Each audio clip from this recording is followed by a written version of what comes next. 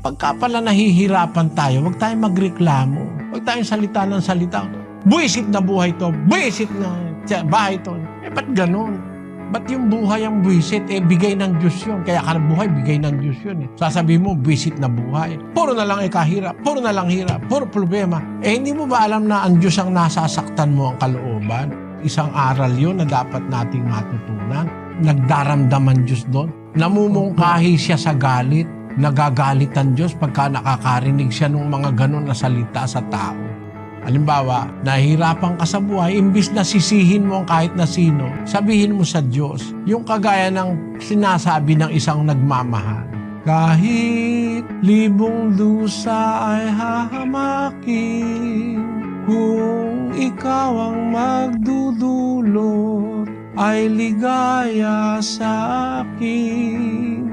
Kung sa tao nasasabi mo yan, lalo mong dapat masabi sa harap ng Diyos na kahit na po ako mahirapan, Panginoon, kahit na po mayroong mga mabibigat na mga sama ng loob sa aming mga kaaway, sa mga kapwa-tao, huwag mo lang po kaming iiwanan. At nangangako kaming hanggang sa katapusan, aming ipagpapatuloy ang aming sinimulang pagkilala at paglilingkod sa iyo. Tulungan mo lang po kami, Ama. Yon ang dapat nating maisaisip.